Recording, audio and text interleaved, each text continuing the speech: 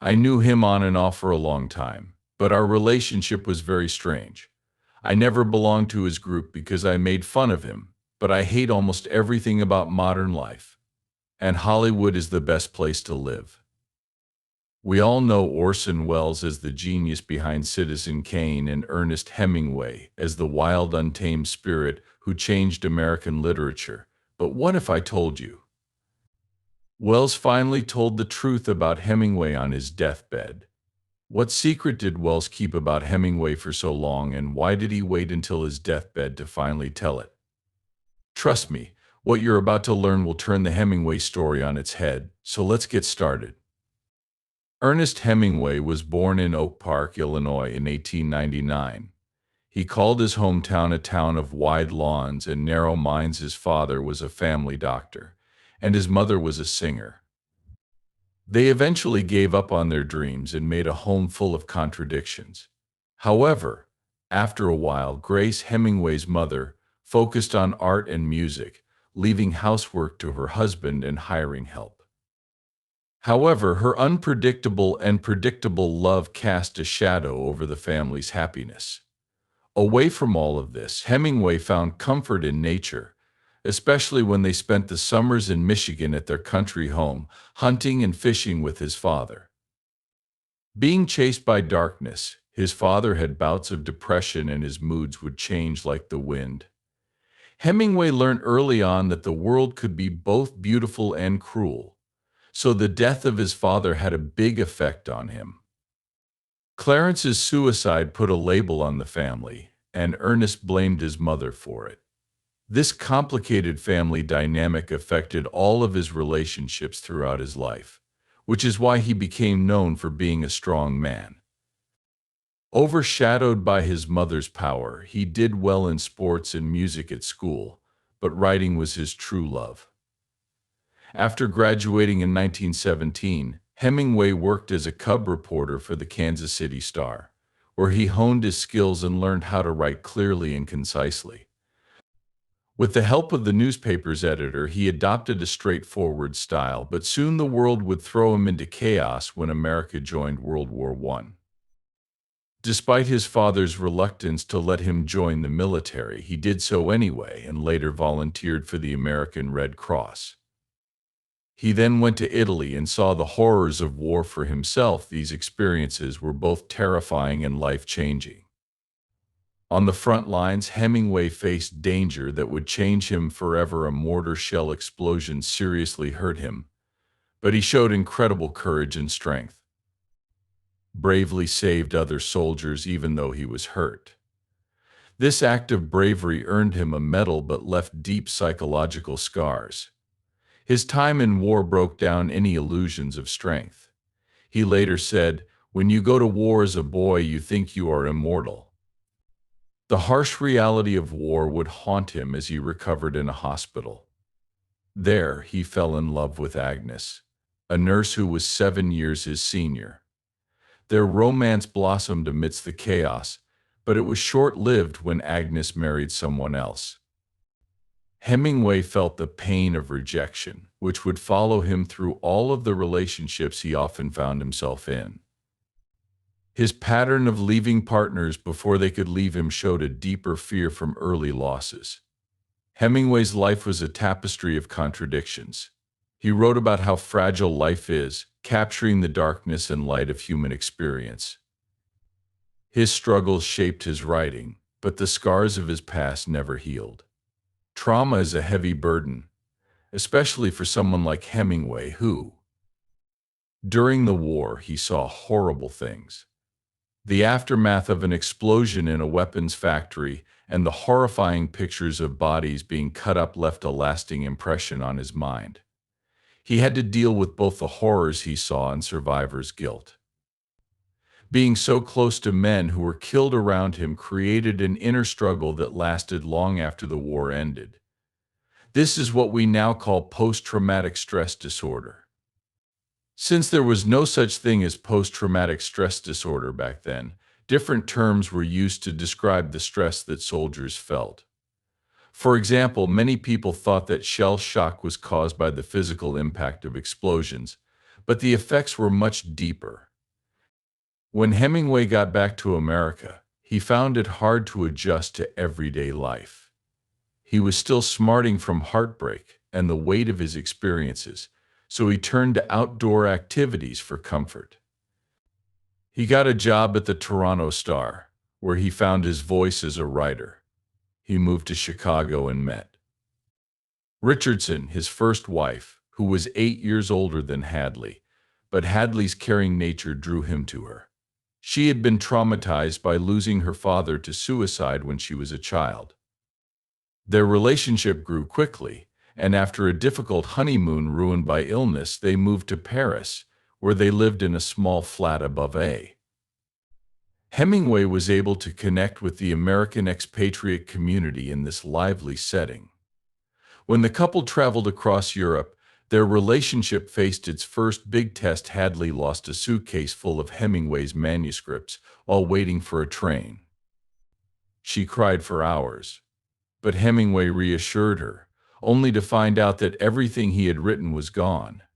This was the couple's bond shift, and the stress caused a crack that never healed. Even though he was hurt, Hemingway kept trying to find his lost work, even though it was hard. The art scene in Paris in the 1920s inspired him. It was a time when creativity flowed freely and affected all forms of art. Their son John Hadley Nicor was born during this whirlwind of artistic upheaval. He was named after a Spanish matador Hemingway admired. With baby Jack in tow, the family returned to Paris and moved into a new, cramped flat. The constant noise from a nearby sawmill made Hemi too busy coffee shops to write.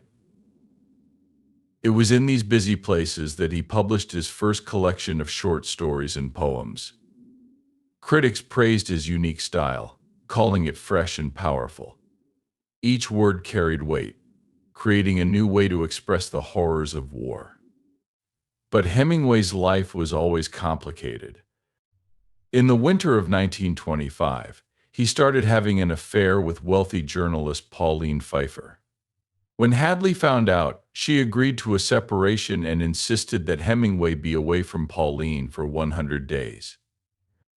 During this time, he fell into a deep depression and felt guilty about his actions. Lee had always been there for him, and he wondered if what he was doing was right. However, once he was back with Pauline, he felt better. In 1926, he published The Sun Also Rises, a novel about the disillusionment of a generation shaped by war. After divorcing Hadley, Hemingway married Pauline and spent their honeymoon in southern France. However, even this new start came with problems. He got anthrax from livestock, which was a sign of how unstable his life was. By the time he was 27, he had already been through serious injuries, illnesses, and heartbreak, showing how hard life had been on him. When they were getting ready to move to America, Hemingway suffered yet another setback. Hemingway hurt himself while pulling down a skylight because he thought it was a toilet chain. For the rest of his life, he had a scar on his forehead that reminded him of a violent event, and he often felt awkward talking about it because it didn't fit the image of the rough adventurer he tried to project. His 6 years in Paris changed him in ways he would never fully understand. But when he left, he promised himself that he would never live in a big city again. It's hard to imagine Hemingway without Paris. His connections with modernist writers and artists in that lively, chaotic city were crucial to his development. Those crazy 1920s years helped him find his own voice. Today, people flock to Paris to experience some of that creative energy. They visit famous places like Louvre. Hemingway's family moved to Kansas City after spending time in Key West enjoying the sun. It was there that their son Patrick was born in June. The birth was hard on Pauline, but Hemingway, who was always the storyteller, found a way to turn it into a story. But just as things seemed to be getting better, tragedy struck in December 1928 as he was getting ready to take a train back to Florida. A cable brought the worst news: his father had killed himself. Hemingway had been worried.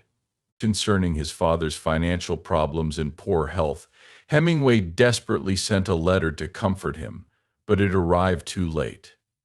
His mother had already written that Clarence's health was getting worse, with heart problems and other problems. The family chose to hide the truth, hiding the stigma of mental illness behind acceptable excuses, but Hemingway knew the truth all too well, even saying, "I'll probably go the same way eventually." Sadly, mental illness ran in the Hemingway family. 3 or 4 of the 6 children killed themselves. Despite this, Hemingway buried himself in his work, struggling to finish his latest book. It was a hard battle. He tried 47 different endings before settling on one.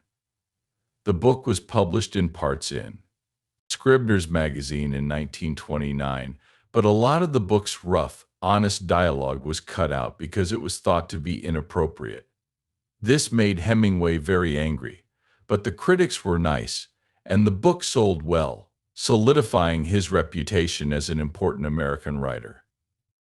Soon after, it was turned into an Oscar-nominated movie, which was the first time Hemingway made a living from writing. In the early 1930s, he split his time between Key West in the winter and Wyoming in the summers, where he hunted. As a writer, Hemingway often went on trips to Yellowstone with his friend and fellow writer John Dos Passos. On one trip back, he was in a car accident that left him with a severe spiral fracture in his right arm. The surgeon used a kangaroo tendon to bind the bone immobilely against his chest. Hemingway spent 7 long weeks in the hospital, and it would take a year for his injured hand to heal fully. During that time, he was in unbearable pain.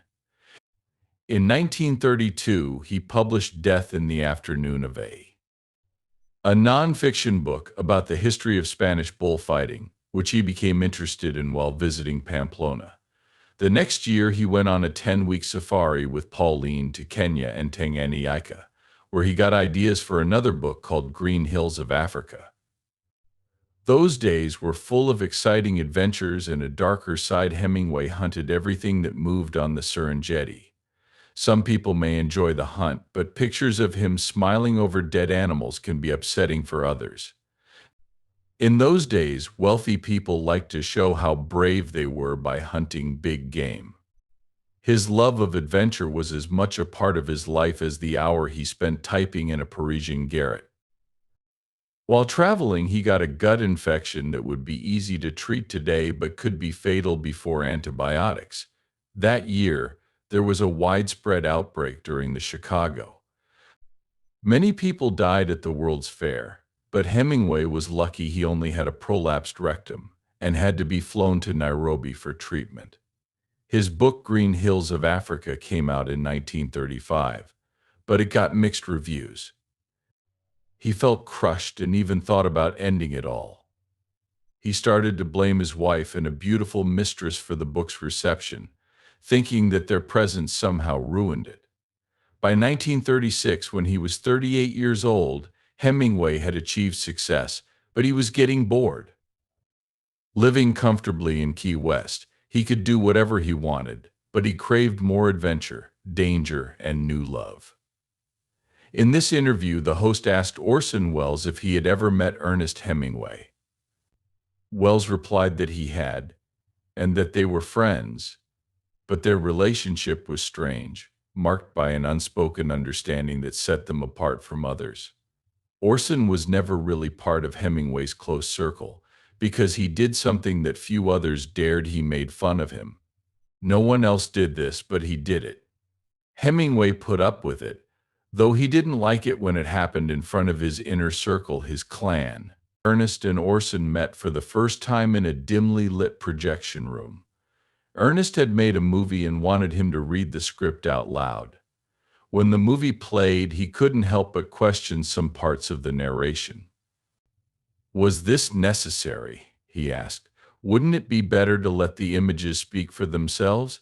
That's when he heard Hemingway's deep, angry growl from the darkness. "You damn running an art theater trying to tell me how to write." Hemingway's words were angry, and the tension in the room was palpable. He refused to back down, saying, "Oh, Mr. Hemingway, do you think that just because you're big, strong, and have hair on your chest that makes you right?" That was all it took. He stood up, casting a shadow over the room with his huge body, and swung at him without thinking. When he turned around, he saw two grown men punching each other in the dark while a movie about the Spanish Civil War flickered on the screen. Landed many hits, but when the lights came on, they stopped, stared at each other, and laughed. That unlikely moment was the start of their friendship. They didn't need to be together all the time. Years could go by without seeing each other.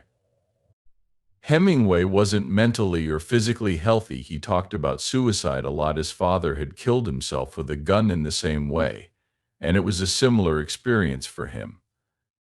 Hemingway kept thinking about it. Almost obsessively, the thought of following in his father's footsteps weighed heavily on him, and he struggled with it all the time.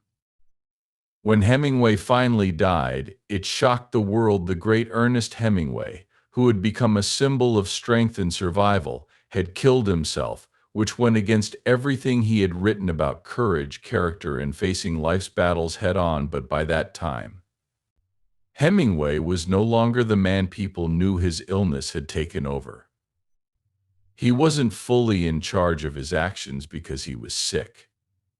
The Hemingway who pulled the trigger wasn't the same man who had written about bravery and endurance. In the end, Hemingway didn't choose death, his illness did. He may have been the one to act, but it wasn't really him. The man who had once been full of humor, strength, and wit had already faded. Before that final moment, Hemingway's death wasn't like the Hemingway that people knew and loved. It was caused by a sickness that took over.